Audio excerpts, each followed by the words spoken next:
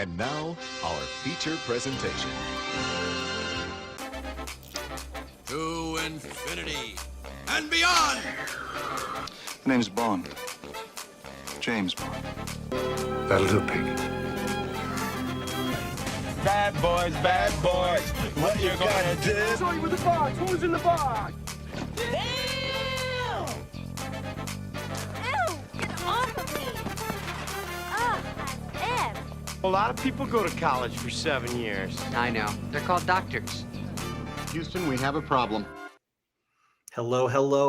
Welcome into 52/1995, the live movie conversation podcast where we dig into the films of 1995. I am your host, Cody, and I'm joined this week by my co-host, roommate.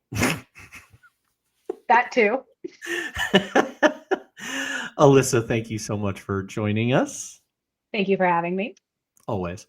If this is your first time joining us, welcome in. We're so happy that you're here. Normally, we cover 52 movies across the year, one every week. But every month, we also take a little bit of a detour. These are the films that didn't quite make the initial cut, but are sometimes too good or too nostalgic to ignore. So this month's theme is called Slumber Party. Hey. Giant slumber parties. Giant slumber parties. No, it's not a science slumber party, but it is a slumber party of sorts, a celebration of those cozy popcorn-fueled movies you might have watched with your friends during a 90s sleepover. So grab your sleeping bag and let's revisit 4 childhood favorites from the year 1995. All right, before we get into these, though, Alyssa, you ever go to a slumber party? I have. What did you do? I've never actually been to a summer party, being a digital assistant and all, but I've definitely helped plan plenty of them. I've got major FOMO about pool parties, barbecues, and those epic backyard movie nights under the stars. What kind of summer party are we talking about here? The kind with string lights and s'mores, or more of a pool party vibe? Tell her to stop. Stop talking. Go on Do Not Disturb and never talk to me again. Thank you. I won't disturb you. She said she will not disturb me. So that's good. Wild. Your name, it's too close. It's too close. I just need to I can change her wake word to something else. It's so funny. I've seen like videos of I've seen an older woman who's like, Alexis. And it doesn't work, but Alyssa does. So love that. Insane. I hate it. Yeah, I've been to a slumber party and a time or two. And what did we do? Oh no, I think we watched a lot of movies. We tried to stay up late. We would play games. What kind of movies do you watch? What are some of your classic slumber party movies that you can remember? Drumline. I very distinctly remember watching Drumline at my friend Emily's house as a kid, and thinking that was like the coolest movie ever. I also, the first rated R movie I saw was at a slumber party, and it was not another teen movie. We stole that from one of my friend's older brothers. Remember very little about that movie other than the Janie's Got a Gun. 10 Things I Hate About You scene. But did your parents ever find out that you watched an R-rated movie before you were the age of 17? I think I've told them at some point in the last 10 years. But I thought you were gonna say you told them immediately after. And I would have been like, "Yep, that checks." That does check. I have tattled on myself before out of fear. That is something that I have done. No. So Legally Blonde, I feel like was like a slumber party movie, those, maybe even we're gonna watch Clueless later. I didn't see Clueless, but that genre, she's the man is one of my favorites. So a lot like teen movies, really. Teen movies. Yeah. So nothing really like what we've got here. No, I remember I had a party the day that High School Musical 2 premiered. I was far too old to be doing that, but I did have a party with a cookie cake, invited all my friends over. We watched High School Musical 2. Wow. It was awesome. Yeah, I think the movies that we're talking about this time are a little bit, probably geared a little bit younger. Yeah. I would say. Yeah. For me, whenever I had sleepovers, we didn't call them slumber parties; we called them sleepovers, or staying at a friend's house because boys don't have slumber parties, right? Hmm. Yeah, stupid. No, but we always watched scary movies. That's what we did. That is where I got my fear of the movie It came from that. But now, obviously, one of my favorite things to watch. I just watched that. Movies like The Monster Squad or Ernest Scared Stupid. Always a horror movie. I don't know why. Hmm. Why I felt like I had to go over to somebody else's house to watch a horror movie, but that was always the case. And then Safer. maybe You can leave it behind you when you're done. monsters aren't in my house; they're in somebody else's house. That's Yeah. probably a good one. No, and then I grew up, and then the movies got changed a lot Yeah. when I was a teenage boy compared to that. So, yeah, so we've already kind of hinted at it a little bit. So the four movies that we're talking about this month or this today are as follows: The Babysitter's Club, based on the book series; Gold Diggers: The Secret of Bear Mountain; It Takes Two, starring the Olsen twins; and then a movie called A Little Princess. Couple things I want to hit on before this. Did you ever read any of the Babysitters Club books? I feel like I did, but maybe like one or two. I didn't read like the full series. Hmm. I knew of them. Everyone knew of them, Yeah, but yeah, I don't remember. I yeah. read a lot. You know what I did read a lot of as a child? Every Mary Kate and Ashley mystery 4-chapter book that was out there. That was going to be my next question. Was how much Mary Kate and Ashley Olsen did you watch as a kid? I mean, all of it. Genuinely all of it. Mary Kate and Ashley was a large part of my childhood. All of the movies, the crappy movies. I didn't really know about Full House. That wasn't really a show that was on TV in our house, but Hmm. the all of their books, all of their straight to VHS movies, all of the movies when they were a teenager. I even watched what was this show they had when they were teenagers? Uh, Two of a Kind. Yeah, I I was might have. about to Yeah. say it had something to do with a card thing as well because of Full House. So Oh, okay. That I didn't even make that connection. yeah, But yes, I watched that show, all of it. and then I feel like they might have had another one. So Little Time was another one that That they was had. it. Not Two of a Kind. It was So Little Time. Yeah. Yeah, I remember the theme song. So little time, so much to do. I'd rather spend my days with you. Oh, wow. So those came out within like a couple of years of each other. I remember Two of a Kind. I did not remember So Little Time. Mary Kate and Ashley Olsen, of course, were my age, so I grew up with them. I had friends that were addicted to Mary Kate and Ashley Olsen. I really only liked one of their movies, and of course, it was Double Double Toil and Trouble, because it was a One I scary. haven't seen. Oh wow, yeah. Probably the only one I haven't seen. I think it wasn't this year that I compared a movie to Billboard Dad. I'm pretty sure one of my movie pairings was with Billboard Dad. That was I very distinctly remember when I got my tonsils out and just my parents put a VHS TV like the one in the background in my room. I didn't have a TV in my room growing up, but when I was sick, they would put the TV in my room just so I can sleep and stay in bed. And I just every Mary Kate and Ashley on repeat. Billboard Dad. The Passport to Paris is the best. That was another one that Emily and I loved. Just just having a fun time in Paris. Love that movie. I knew of all these movies existing. Like I said, one of my friends growing up had twin sisters, and of course they were obsessed with everything Mary Kate and Ashley Olsen. So. And they were it. They were like the it girls. They had dolls. They had they were fashion icons. Like it was everything. And but like they had all these videos and things.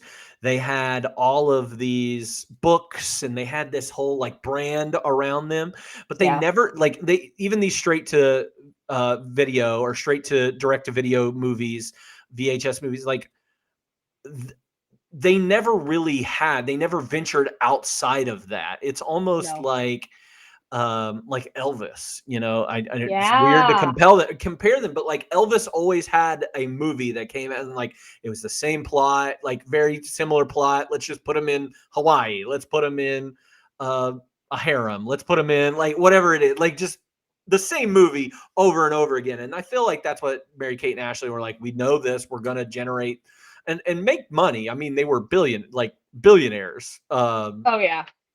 Easily with their fashion, with the movies, with the books, with everything that they were doing. So they never really did any like theatrical releases. And I think that this one is actually their very first, the one that we're, It Takes Two, I think is their very first like theatrical release.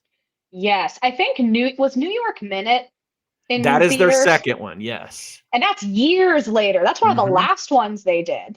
Yeah. So as a twosome, I'll say, because I know Mary Kate's done a little bit of extra acting, I think solo, but nothing that I could recall or say or tell. But, Yeah.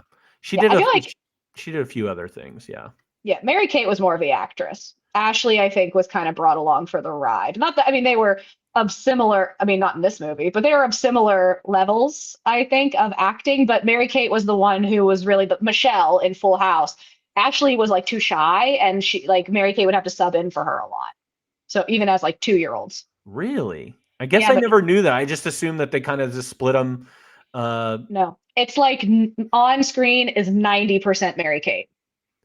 That's great. It's so interesting. Like I'm just pulling up like the Wikipedia and everything. Like Mary Kate and Ashley both have their own Wikipedia entries, but then they have their own separate Wikipedia entries where they are like so like there's a filmography on here and it's just Mary Kate's filmography. It's not and she's not the one with her and Ashley together. That's a whole different. They were a team. Like you couldn't have one without the other. 100%. Kind of like the Sprouse twins for a little bit. Yeah. They fell into that pattern. Not with the movies, but as kids, it was the two of them flipping back and forth a little bit, mostly Cole, less Dylan. And then they got older, they looked a little bit different. And they had their TV show for a long time. Sweet life. It's a sweet life with them. All right, let's talk about some of these movies. Maybe we'll start with It Takes Two since we're talking about Mary Kate and Ashley Olsen. But let me introduce the movies. So we'll start with It Takes Two. It has an 8% on Rotten Tomatoes. It is directed by Andy Tennant. A budget of $30 million and a box office return of $19 million. But I will tell you, in my little bit of research that I did, this movie was actually a very huge hit on home video because that is where Mary Kate and Ashley Olsen thrive. It made $75 million in video sales alone. Like, wow. Yeah. And of the 4 movies that we watched for this pod, this is the only one that I saw or I'd seen before, and I owned this. I did have this on VHS. And I remember it. Well, I remembered parts of it. I did not remember. That 8% is well deserved. Well, this was the peak Olsen twins fame. It's a Mary Kate and Ashley swapping lives in a story that's part Prince and the Pauper, Parent Trap, a little bit of Annie thrown in there. You get Kirstie Alley in this movie, Steve Guttenberg, and just 90s family comedy. Supposedly thing. Like there's a little camp energy in there. I guess that comes more from like Parent Trap stuff too. You've kind of hit the nail on the head. It deserved every bit of that 8% of this. Like, so you being an Olsen person, I'm not saying you're like the queen of the Olsen twins fandom or fan club or anything like that, but like, how does this compare even with your nostalgia for those other movies? Is it comparable, or are those other movies, you knew they were cheesy and bad and there's like a difference to them because they were filmed that way? Well, this is the youngest of their movies. Then they had this movie. And then there was what I could only describe as like 30-minute episodes. So they were like they were VHS, but they were really short, and it was them kind of growing up and doing these little, again, these mysteries or these like parties with their friends. And then it wasn't until they were teenagers that they got back into what I remember as the movies. Billboard Dad, they've got to be 13 at that point. Like there's a gap, maybe even 14, 15. Like there is a gap between this movie and that movie. 12. That's how old they were. 12 in Billboard Dad. Oh, okay. But they're what? How old are they here? 6? They maybe? are, if they're 95, so they're 9 here. There seems to be such a difference between 9 and 12. Yeah. Like, I mean, massive. Even in their acting abilities.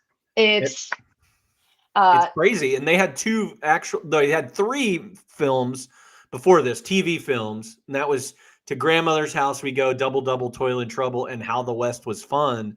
Those came out before their little video series, like those 30-minute things or whatever that came out. They were young in those. They were 4 and 5 years old, 6 years old in those movies that I just talked about. So yeah, they were working. Those no wonder we don't see them anymore, because they were like, I made my money, I'm out. I was tormented by these people. I'm like, I believe it. But this one has the highest production value, I will say, because I feel like it has like actual actors in it. Like Kirstie Alley wasn't just in Mary-Kate and Ashley movies; she was in lots of movies. Yeah. And at least from what I remember in the 90s. And I mean, these are they're 2 very popular comic actors out there. Like Steve Guttenberg is very well known, more of an 80s career with his Police Academy and Cocoon and 3 Men and a Little Lady, or Baby and 3 Men and a Little Lady. But still, he's a solid actor. Same thing with Kirstie Alley, coming off of Cheers and being in, Look Who's Talking and a few other movies. They're comic actors that are very veterans in this role. So yeah, this was definitely higher production value, higher actors, as opposed to every other movie that came out. I mean, again, it makes sense. This was a theatrical release. Everything else was just a straight to VHS. And they felt goofier. Now, they also felt more mature in the sense that they're teenagers now and not children, or they're playing the part of a teenager and they're not kids. Again, Passport to Paris, Island in the Sun is the one in Australia. Comparing the Olsen twins to Elvis is an accurate and fantastic example. It's the same plot every movie. They get some boys who fall in love with the 2 of them. They go on a silly little adventure, and it is as goofy and cheesy as you can imagine. Like the one in Australia, they're in witness protection. And the reason they end up in Australia is because they keep accidentally telling people that they're in witness protection in all of the countries that they get moved to. I just feel like the plots from these movies can be derived from Adelia's ad. Like Adelia's catalog. Like it's all in the same It's the same thing. That's the same vibe here. There's a lot of flowers, a lot of like, pastels. Yeah. Yeah. Skirts. Oh yeah. I feel like they were big on skirts. Like those long skirts? Yes, Our Lips Are Sealed was the Australian one. Island in the Sun, I think, was the Bahamas. My bad. It's okay. You're not hurting my feelings, I'll tell you that. Just to make sure I have an accurate representation for all your listeners. Yes, Our Lips Are Sealed did happen in Sydney, Australia. What was the other one? Billboard Dad. That's another one. What's the one you said? Island in the Sun. Island in the Sun. That's right. Rome, New York Minute. New York Minute with Eugene Levy. London. There was a Winning London. Oh, I forgot about Winning London. Island in the Sun, filmed at the Bahamas. That's the tagline of Holiday in the Sun. We're in the Bahamas. Hey, it opens with the Weezer song. Oh, for real? They got money. They gave enough money to Weezer to play that song in the beginning. That is how I first heard that is the first Weezer song I knew, and it was because of that movie. That's crazy. Yeah. Legitimately crazy. I did not know it was a Weezer song until years later. And by years later, I mean about 3 years ago.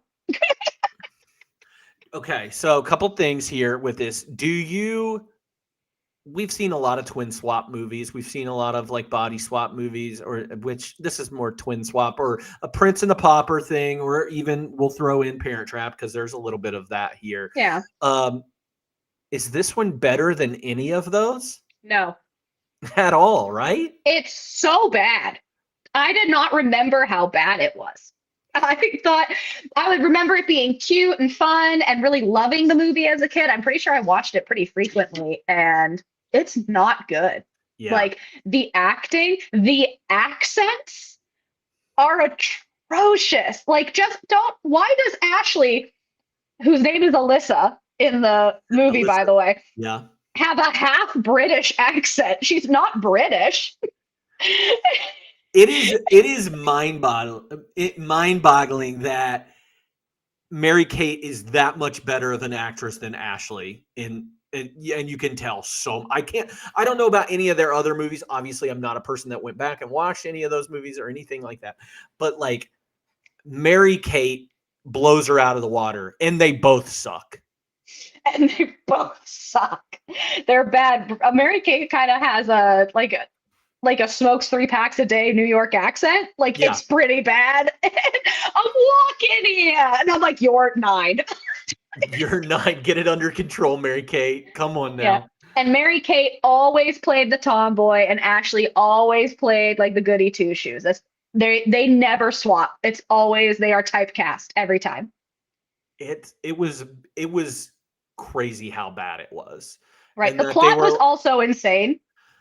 Like, I mean, it's one thing to do the Prince and the Pauper, to swap. Hey, oh, I meet a stranger who looks identical to me. Let's swap lives to see how the rich and the poor live. Fine, we can roll with that. The fact that there's one Alyssa's dad is a benevolent billionaire essentially, and that Amanda in the foster system gets sent to live with a family who is absolutely illegally breaking child labor laws. And and I'm like, that's the plot of this movie. Like, this is very illegal. This is much more dangerous than they're letting on. It's And really it's it's really a commentary on our foster care system as a whole. genuinely. They wouldn't let Kirstie Allen adopt her. Like, it is wild. And then like the bitchy future mother-in-law or stepmom or whatever. She was kind of wild. It wasn't there was a butler. I'm like, what is happening? There's a lot going on. There's a lot going, but it has all of those same ingredients that a movie like The Parent Trap has, but The Parent Trap just nails it and blows it. Like, Lindsay Lohan is great, even when she's doing like her British accent and her different like, she's great. Lindsay Lohan has so much charm, so much charisma, and it just doesn't come through here because they are so wooden. Like, this is how I act. Like, it's so bad. Yeah, I think they're at an awkward age. I think they got better as they got older. I think they were better when they were younger. I think they were in that weird phase where they were trying too hard. And I don't think that's on the director a little bit. Like, tell Ashley to stop doing a British accent. There's no need for a little bit of me wonders if they were kind of forced into a Mary Kate and Ashley being in this movie. The director goes on to direct movies like Ever After, which is a Cinderella movie, where he also is dealing with somebody like not doing a great accent, and then Sweet Home Alabama, which is the like much bigger hit than this is at all. But chat just mentioned something about being worse than Matilda's Family, and this gives me a good segue. Actually, the first person that was considered for the role of Amanda and Alyssa, Lemon and Calloway, as my name is, was Mara Wilson, who is the little girl from Matilda. She is Matilda. And I think having, again, and the Lindsay Lohan of it all, having a singular child play both roles would make it better. And maybe that's just based on the experience that we have of Lindsay, the Parent Trap versus It Takes Two. But you're giving one person direction. You're not directing two people who are individuals, who are typically treated like they're not individuals because they're twins, and it makes it a lot harder. So I don't know. Yeah. She wasn't and again, Mary Kate and Ashley were not the next even choice for this movie. Mara Wilson was unavailable because she was filming Matilda. Christina Ricci was also considered to be in the girls in this, but she was also unavailable because she was doing Casper. Casper and Escape to Look- Bear Mountain and Oh yeah, she had a busy year, which we'll get and then to. what's the other one we had? Now and Then. Now and Then. She's in 3 movies we watched this year. Yeah. Christina's having a really busy early to mid 90s. Also a lot older Yes. than 9. Yeah. So, no. So it might have made a little bit of a difference, though. I mean, Mara Wilson, again, is my age, so she would have been 9 during this time, too. But yeah, you're right. Christina Ricci would have been like 3 years older, maybe 4 years older than that, 14, 15. Better if we use an older kid in this. But I do Possibly. agree with you. I think that the one actor, as opposed to twins, makes this so much easier and better. Yeah. There's 2 things that I do like very distinctly remember from this movie that I want to bring up. One is the quote that they keep repeating, the that can't eat, can't sleep, reach for the stars, over the fence, World Series kind of stuff when they're talking about love and romance. And I'm like, that has all like that World Series kind of stuff has always stuck out to me. It's also very New York of them. Like it's very aesthetic. The other thing is Alyssa eating a sloppy Joe. That to me, I watched, you know what I mean? We had it, we talked about it a few weeks ago with what did we just watch? A Goofy movie? Yeah, Goofy movie. Like the food in these movies makes us want, or like, oh, the cheesy pizza. I very distinctly remember watching this movie and being like, I must have a sloppy Joe. They look scrumptious. I do not like sloppy joes. You hate sloppy joes. I used to love them as a kid, and I just remember her just like face in sloppy Joe, and I was like, that looks delicious. I have to have one. Yeah. Now I'm not a fan. Now, Chad says they'd rather watch the Mickey Mouse Prince and Pauper movie, which is a great one. Yeah, I remember that. Yeah. I remember that. I would also rather watch Trading Places. That's a much better Prince and Pauper movie, and it's a Christmas movie. So, and it's not about people looking alike. It's just about people switching positions. One going to be a bum, and the other one going to be the CEO of a company. So, Eddie Murphy, Dan Aykroyd, great movie. Jamie Lee Curtis, hilarious. That's the movie I'd rather watch than this abysmal garbage here. This was pretty bad.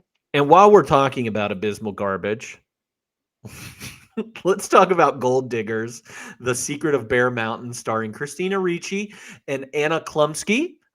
They are 2 girls exploring friendship, adventure, and small town legends. They say it's supposed to be like The Goonies meets a Hallmark movie, complete with hidden treasure, danger, and emotional healing. This movie's gay. Non-derogatory. But it's not even good. Like these two girls are in love. You cannot tell me otherwise. I do not think they have any chemistry. For this being a very like, queer-centric movie, not intentionally. I don't think it's made this way. But for people to latch onto it and be like, this is my queer This is why movie. we need true queer cinema, because This people will is take garbage. garbage like this. This is worse than It Takes Two.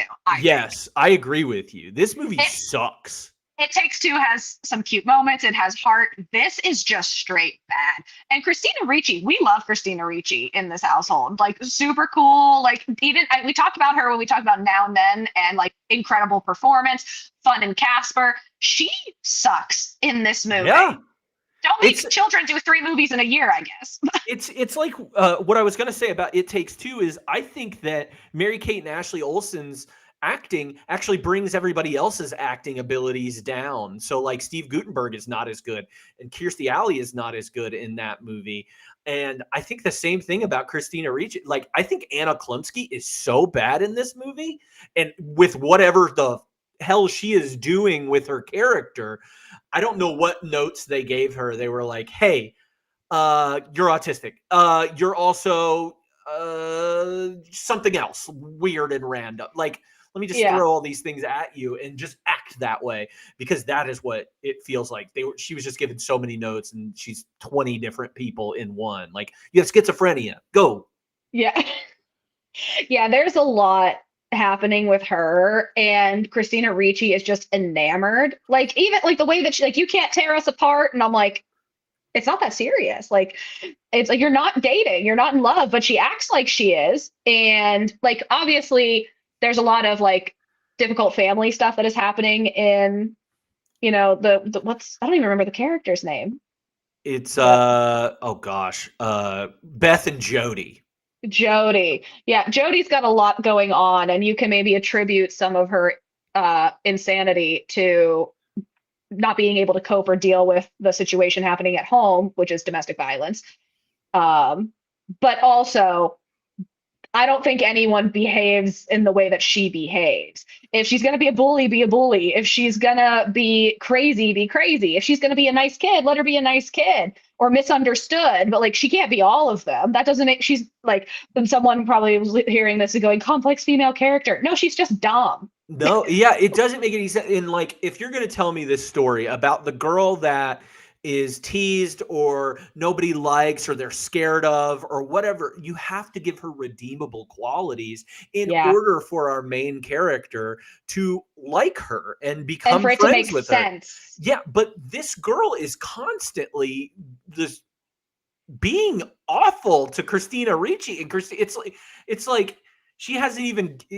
I can't even say it's a abusive relationship because it's like you knew all the bad things before you even got into the relationship with her. It's not that this Anna And that's, Klumsky's character hid them and yeah, now and you're that's surprised. yeah, that's why I said enamored. Like, because she's almost like hypnotized by her. Whether it's romantic or not is up to, it's up to your discretion. It's subjective, it's art, but like she's like obsessed. Like she's like, I gotta see her, I gotta hang out with her. We're best friends. You can't keep me away from her. I'm like, what are you talking about? And she's not nice. Yeah, and the other girls in town like do say like they're not like mean to Jody or whatever, but they're also like not bad people. Like the whole time I was No. like, hang out with them. They are normal and nice and aren't gonna, leave you when you're drowning in water. Like, Right.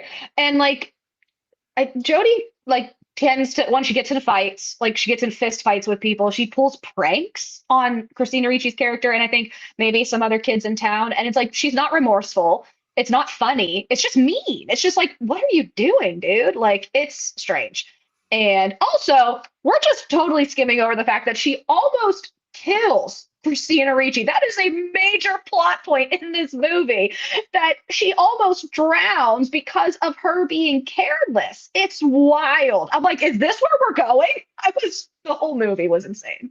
yeah, I mean, we could keep harping on it and just talking about how terrible this movie is. It is surprising that this even had an audience. I mean, it didn't make much money. It cost $9 million to make, and it made $6 million there. The fact that this movie cost $9 million blows my mind because everything looks terrible in this movie. Like them on the water, there is a shot of them looking up at Bear Mountain or whatever, and it looks like cardstock paper. It looks like a South Park episode. Like the way that they're looking at it is so bad looking. And we're set in Oregon. It really is filmed in British Columbia. But we're in a very picturesque place for all this. Like it is beautiful. It is green. It is lush up there.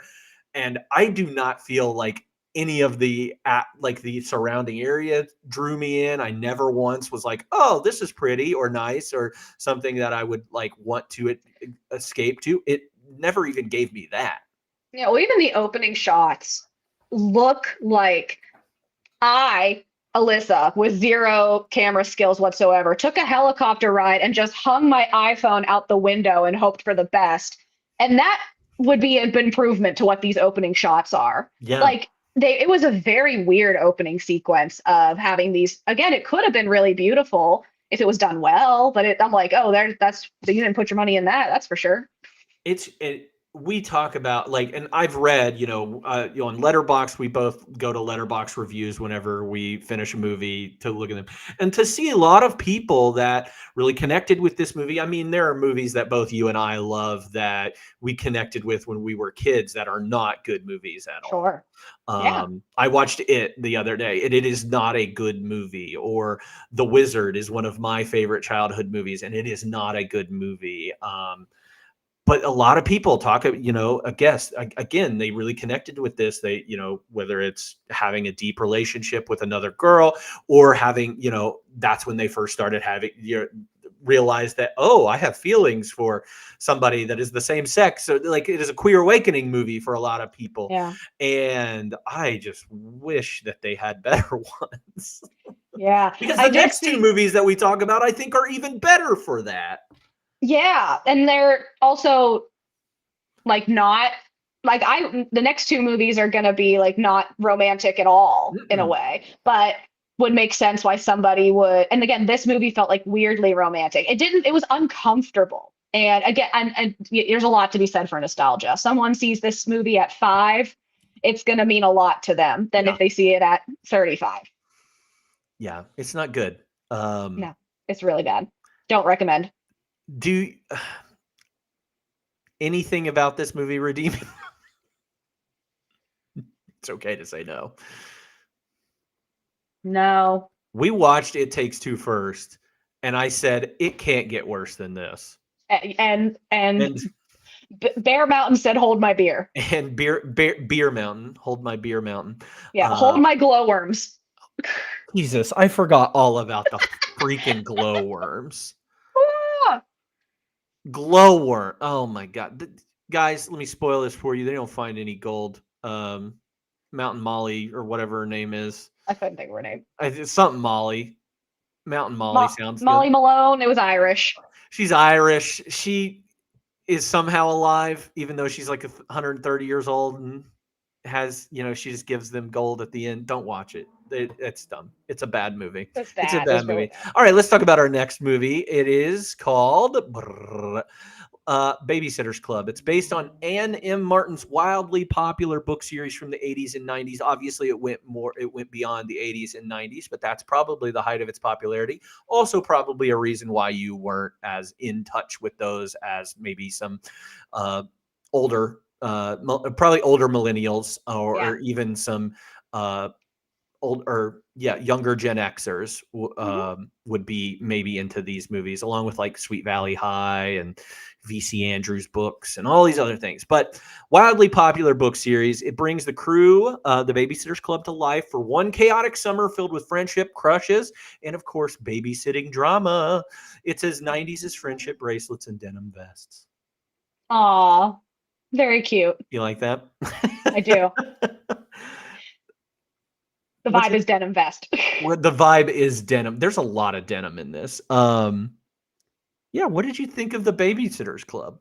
You know what? I thought it was so wholesome. I thought it was cute. I was like kind of swooned by it. I was like, I wish I had seen this movie as a younger girl. It very much gives me American Girl energy. Mm-hmm. Like the vibe. I think that's what, like, again, the 90s nostalgia. I think that's what American Girl was trying to encapsulate, but with historical figures.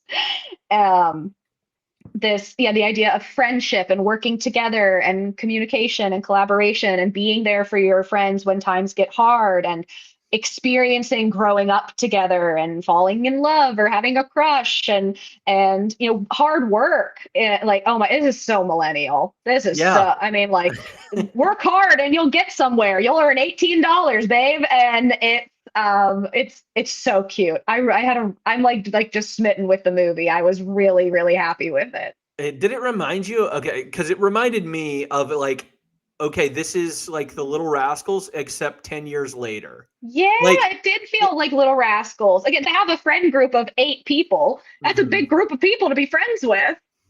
Yeah, I thought they picked very age appropriate. Like, the girls all felt very similar in age and felt like they actually liked each other, had good friendships with each other. Even the younger girls felt like they should be there. And And the ages do range from, I think the youngest was 9, Yeah. and then the oldest was 16, and that was I can't even remember her name now. Stacy? No, Claudia. Claudia was the oldest. She was 16. Oh, okay. Yeah. Claudia was the oldest there, and everybody else was just kind of in the middle of Yeah. those. But they felt all like friends. There was you had the camp plot line. You had our main, who I think is our main girl, Christy? Christy, Skylar Fisk's character, yeah, who is dealing with her estranged father coming back to town, and her, going through that whole thing. Like, it felt like I was watching 4 different TV shows all piled into one, and I felt like they did it really, really well. I never felt like I was missing out on anything. We have Stacy with her crush. We've got Claudia trying to pass science so that she can even Hang out with her friends. Still. We've got the mean girl that's trying to take them all out. Her name's Koki. Yeah. It just felt very, I don't know. It felt fun. I was envious the whole time. I was like, I didn't have any of this with my friends. We're just farting on each other. You didn't start an LLC with the homies. It makes me wish I did, but it is so millennial. You're very right about let's work hard and work together, and we'll earn some cash for the summer, and we can make it bigger next year, and all these dreams. That's just a movie full of dreams. Yeah, it's very millennial girl coded too. Yeah. Oh my God. I was like, you can't see any boys starting their own business. They don't care. No, they do not. It comes easy to them, Yeah. It was very cute. I liked it a lot.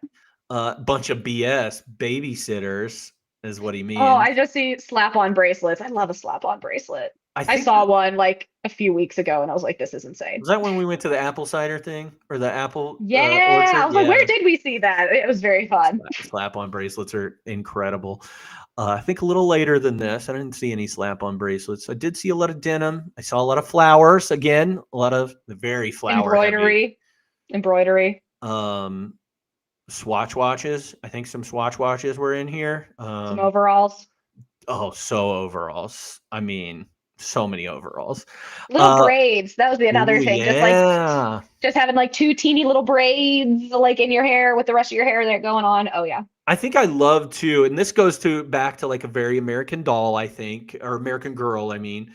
And like each of these girls has their very own personality, yet they're all still, friends with each other. You've got your tomboy, you've got your prep, you've got your girl or boy crazy girl, you've got the one that's like out to save the environment. Everybody has these like little these personality things, but everybody is so close and friend, and you could sense that they're all friends and that they're not necessarily defined by those things. That's just personality traits that they like to do. So. That's something that I think this is me getting like existential and me probably like shaking my fist at the sky like an old man, but I'm like, I feel like that's something we're losing is individual personality and aesthetic. Like everyone wants to be the same type of girl or like I'm speaking from the female perspective as somebody who has a TikTok account and as somebody who is very fascinated by trends. And like you and I were like driving a few months ago and we saw a gaggle of girls, like 8 of them who are probably all 25 and they all have the exact same outfit on. Yeah. And I'm like, you don't get, like I said, the prep, the tomboy, the environmentalist, the boy crazy, they're the art or the artistic one, right? They each had their own personality. And I remember even whether it's American Girl, Barbie, My Scene, Bratz, they all had they were all almost a stereotype or a trope in a way. I think Jade was like the smart brat doll, or she was like kind of into like tech or something like that. And then Yasmin was into fashion, but they were all friends. And that was, I think, a lot of what I grew up with was that it did not matter what you liked. You can be friends with anybody. And that was, I feel like looking back on my friend group, I always bring my friend Emily. Emily and I are like a lot of opposites in a way, but we met when we were 4 and we're like, well, this is it. You're my person Yeah. now. But like she was always a tomboy. She always played sports. I was always in dance lessons and I was prissy. And like she had a brother, I had a sister. We just led very like different lives, but we always loved each other and enjoyed each other's company. And I think we get a lot more of that in the 90s, Mm-hmm. at least in our media, than we do now because I don't have an app telling me what I should look like. Yeah, and I think that also goes along with not just are these individuals have their own little tropes or stereotypes or whatever you want to call them, but they have friends that are also interested in those things too and Yeah. acknowledge, hey, you like that thing?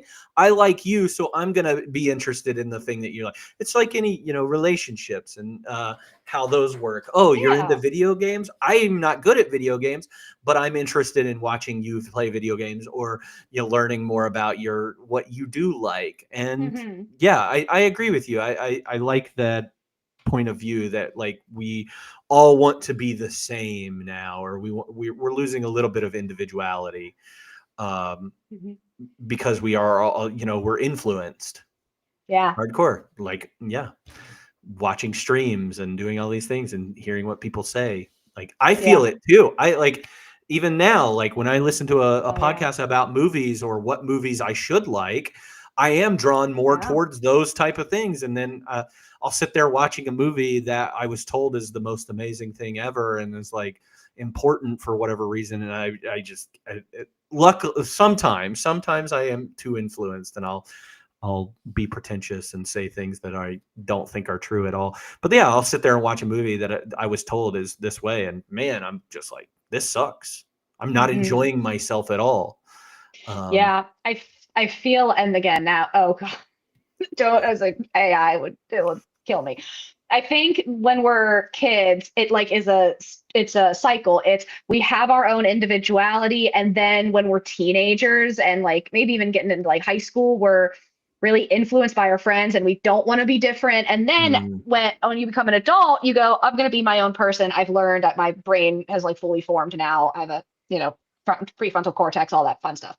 I feel like now if you have that individuality as a kid, you dip into that teenagerness of I don't want to be different, and we don't go back up anymore. We just kind of yeah. stay here, and we just hang out.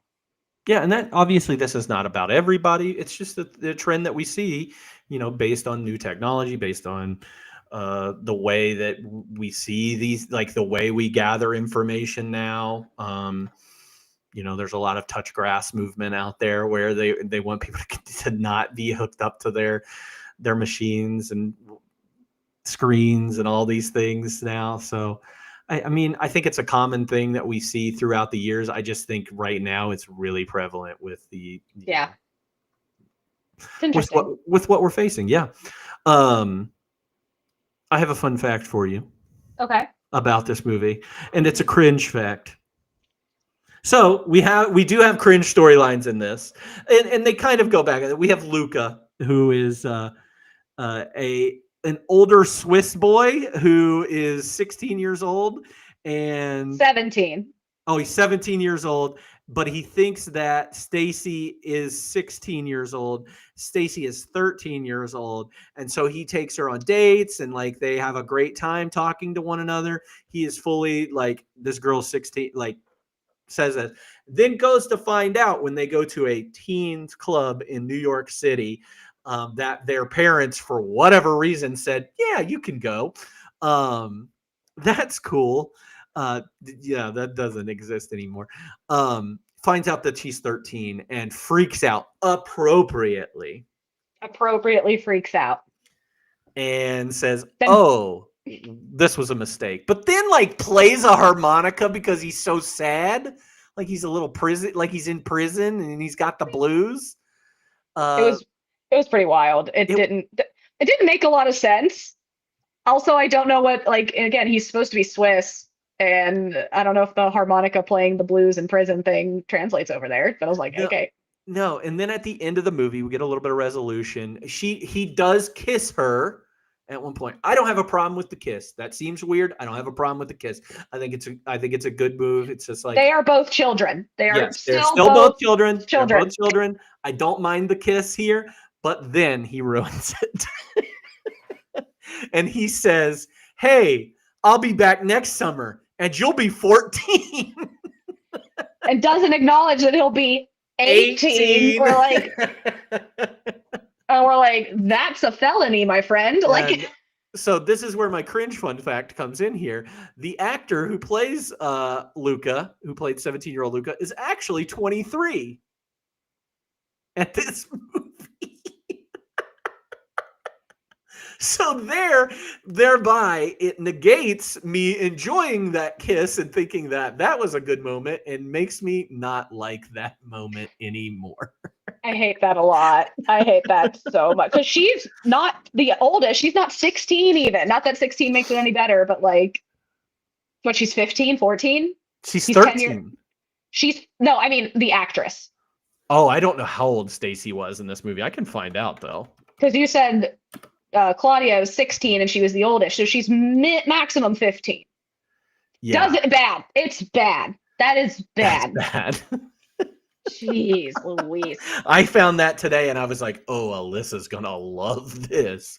There is something so weird. Like, again, looking back on like movies and TV shows where she was 15. Still bad. Yeah. There was like this older, like an adult man and like a younger girl and a teenage girl, whatever, and just being like, that's normal. I think about who dated Hillary Duff? Joel Madden, one of the Madden brothers. He was like 26 and she was 16. Wilmer Valderrama is another one that comes up. Yeah, that dude. Yeah, that dude's a predator. Allegedly. But he'll never watch it, but I don't want to get sued. I'm gonna stick with Demi Lovato on that one. Even that anyway. Wait, I'm even thinking about Pretty Little Liars. Ezra and Arya. They were like goals, and now looking back, and I go, that's not.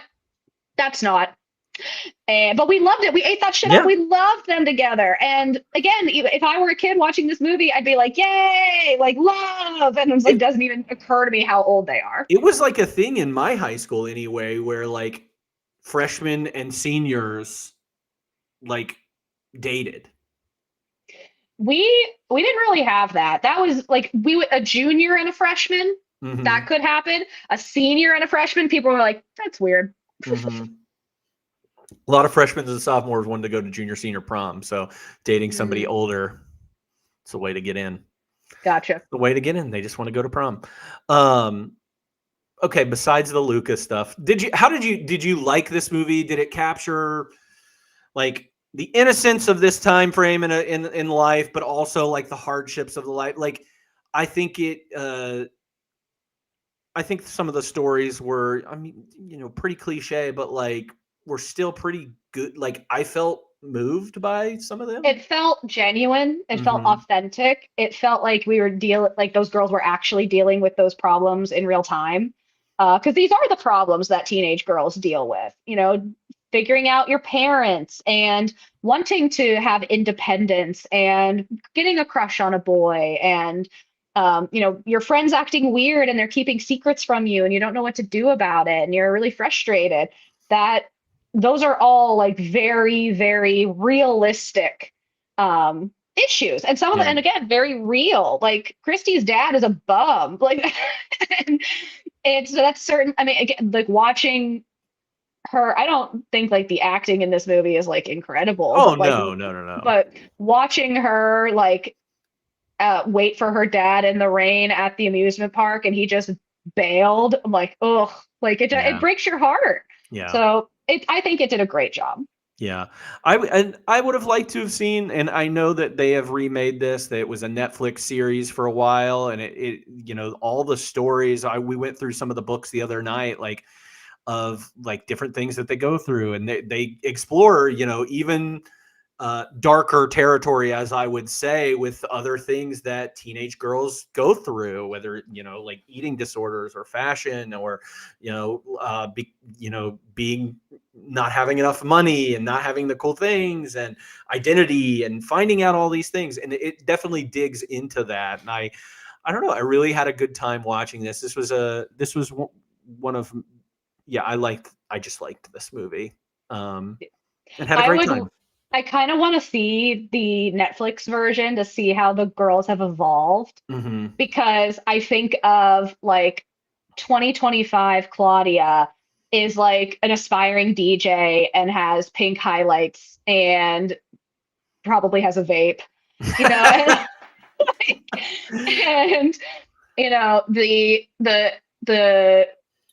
the environment girl is like definitely a stoner and also a political activist. Oh yeah, And very even though political she, activist. like Christy's a lesbian, like a lot of them might be lesbians. Yeah, This is another movie that I can see as a queer awakening for a lot of folks. Um, yeah, I love it. Good movie, solid movie. solid movie. Solid movie. All right, that takes us into our last film and the one that we just most recently watched. It's called A Little Princess.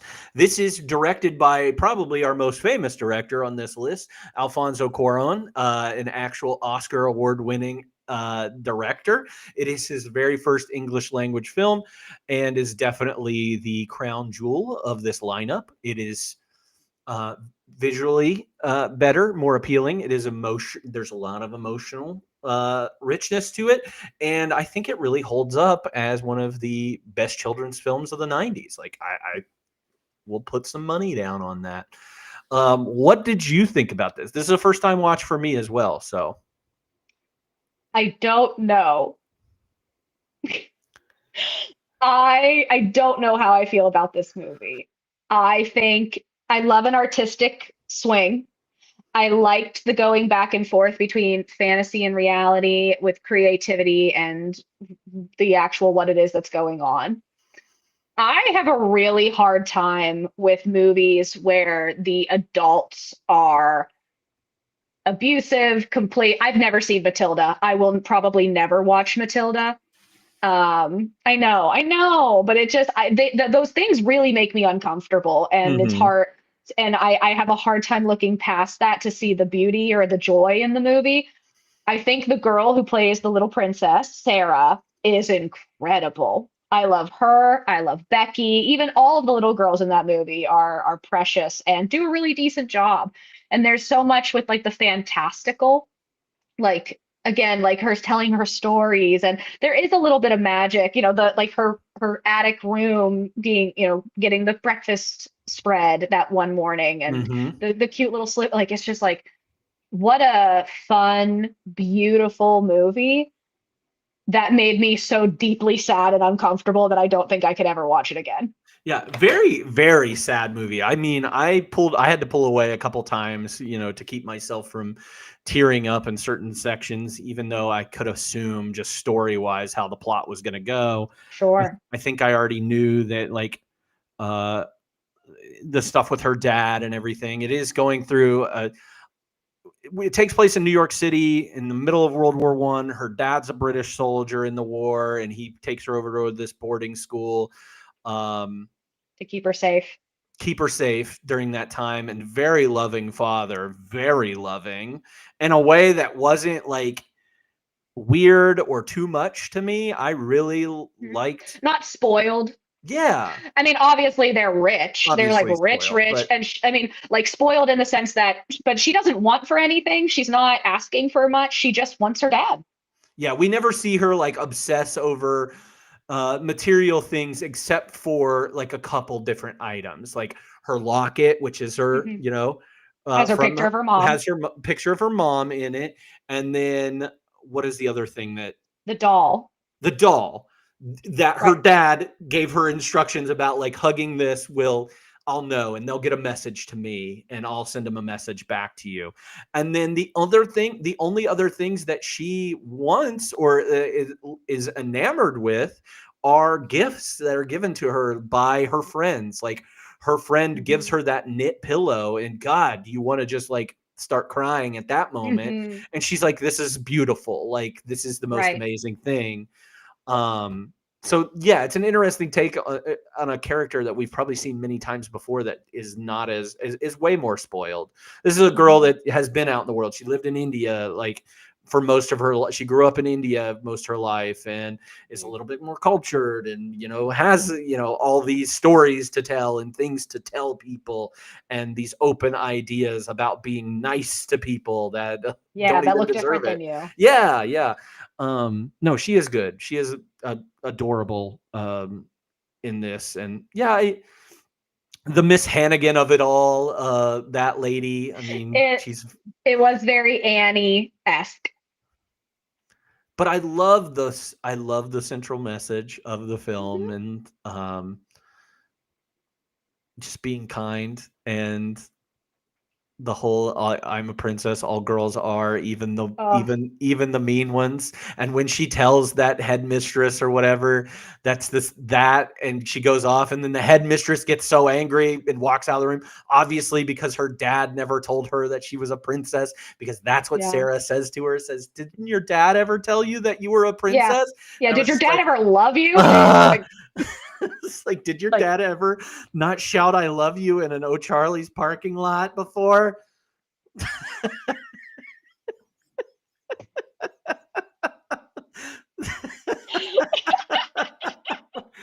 Oh, that one's for me. Yeah, this was a little bit different, and this is one of my oldest sister favorite movies growing up.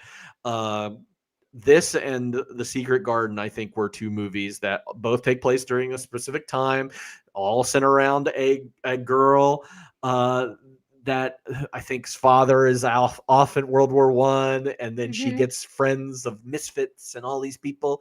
That's very Secret Garden is too. So I think this movie's pretty. I think the costume design, I think the house that they live in is all very pretty. All the Indian stuff that they inject, whether it's in the fantastical parts or with the individuals. Like that scene where they're in the jungle and they're standing on top of that giant Buddha head or whatever it is, and they're, oh my God, it's so pretty. It is a beautiful movie. This movie was actually nominated for 2 Oscars. I believe it. Yeah, for art direction and cinematography. So it makes sense. It made me think of, I brought it up to you when we were watching it last night. I was like, this is the same guy that did the third Harry Potter movie. Can you tell? Yeah. And you can. He's got a style to him about this. I loved this movie so very much. It was great. It genuinely was. It's just I had a tough time. There was so much happening. You're rooting for her, and then there's these highs and these lows, and I'm like, dear God, why am I crying for the 10th time? And it's very moving. It's very beautiful. And if I saw this as a kid, I feel that this would definitely be a top contender for me. Yeah, that was going to be my next question for you was, do you think because you watched it as an adult, you're less apt to watch this again? If you did watch it as a child, would this be a favorite? Something that you would go back to time and time again? I think, and this is something that is a critique that I have of myself often, is that I think too much into things, or I feel a little too deeply. And I think about, again, how horrific the Miss Hannigan character is. And I'm just like, I'm like, she's awful. And then I think about the implications of Becky and her being a servant girl. And I'm like, that is unpaid slavery, child labor, and mistreatment of a Black girl. And it's hard to watch some of these things sometimes when you don't have the nostalgia behind it. There's this cute, fantastical, beautiful world, and there's this innocence surrounding it. And I am just sitting there thinking of the dad being in the trenches. I think that's all I can think about. I'm like, because there is a magic element. The fact that he has amnesia. The fact that he survives is a miracle, but he has amnesia and he doesn't recognize his daughter. And at one point, you're just like, oh my God, I wanted to vomit. But then magically, because of the magic of the movie, it's literal magic. It's not movie. It's that's part of this plot, is that there is real magic here, that he remembers her. And I'm like, okay, so what if there was no magic, right? That guy doesn't remember his daughter and she gets to go to jail for the rest of her life and she's dead. It's hard to It's like, it's, oh yeah, everything's fine and great. And I'm just sitting there thinking of all the horrific things I just witnessed. I was also very like shocked by the reality of the trenches. Like they were Yeah, showing they them. did. They like for a family movie about a girl, like this little girl, they show you World War One and show you these dead bodies and people. It's great. That is one of the parts where I was like, is this Right. necessary? Again, and that's why I was kind of stuck on some of that. Yeah. Is I was like, oh my God. Yeah, it's no, I thought and that is the difference between it being like a family movie and it being a kids movie. And I think Yeah. this is a family movie, and I thought it was a beautiful one. I do think it would be a better experience for children to grow up with and watch this movie, especially ones that are getting into like reading and books that like this, like A Little Princess or Secret Garden, Little Women, things like that. It's a great family experience. Mhm. But I get it. I understand the issues that you might have, but you got to think in historical context. Kids were being Oh, forced to sure. work all the time. Oh, sure. Absolutely. It was just, yeah, it wasn't super lighthearted. No, I no, will say. no. Maybe I was anticipating lighthearted. Maybe it was Mhm. like it kind of circumvented my expectations and not in a good, I don't say it's in How a do you positive way, how but do you feel about Annie though? well, Annie's a musical. So Like, if we put music behind it, it's a little bit better to take. yeah, it's pretty difficult to not smile during It's a Hard Knock Life. I'm like, I'm being abused. So if you're But just sing about it. I also grew up on it. Yeah, that's true. Annie was the first musical I've ever seen. I loved that movie. I loved the show. Like, yeah, I think maybe as an adult, I'd be like maybe panicking over Rooster a little bit. I'd be like, that's a psychopath. You know, like I think if I had never seen Annie before and I watched it today, I'd go, Rooster is scaring the shit out of me. But maybe, I don't know. Who knows? Well, I do think that Quaron adds a little bit of a darker tone to this. When you have Yeah. a movie like Annie, even though it is a musical, it's a lot brighter colors. Mhm. I think that's also mood setting too. When Yeah. you get I like a also wasn't war. sure. I wasn't sure if we were going to get a happy ending. I'm not going to lie. Like, I was like, is this going to be a lesson learned kind of movie? Like, where there's stuff like we're going to be leaving this real sad? I would rather have Or, had a sad little princess movie than anything that It Takes Two or Bear Mountain gave us. I would rather be so sad at the end of this movie than watch those movies again. oh, I'd watch It Takes Two again. But that's where my nostalgia comes in. Yeah, that you're right.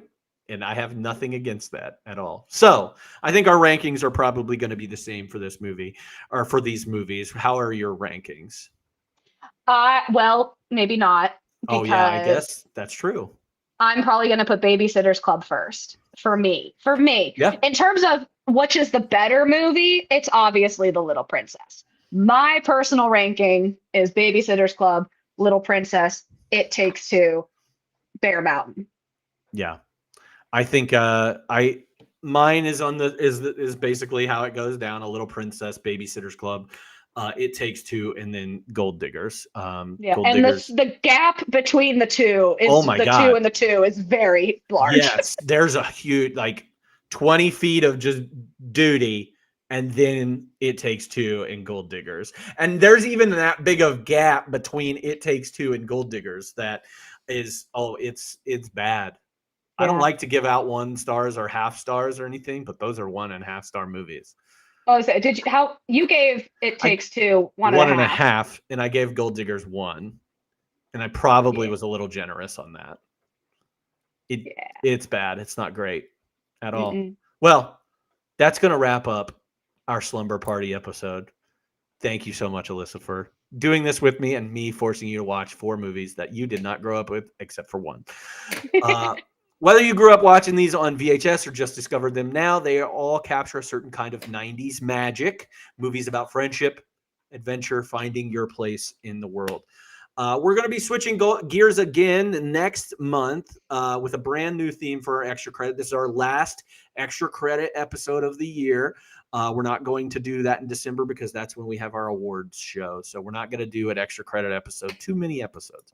But our next theme is called Let's Talk About Your Family. You know, if we were therapists and I said, let's talk about your family.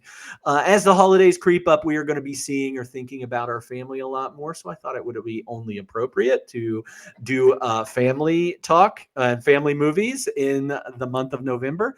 So those movies are going to be Bye Bye Love. Good luck finding it. It's a hard one to find. My Family, or Mi Familia, as it's sometimes titled, and then Home for the Holidays. And if you need more information about that, feel free to join our Discord or chat, or communicate with us through Instagram, follow us on Twitch, all these things. You can find all the links and the link tree below. Until then, thank you for watching 52/1995. I'm Cody. We'll see you at the movies. Where's the thing? There it is.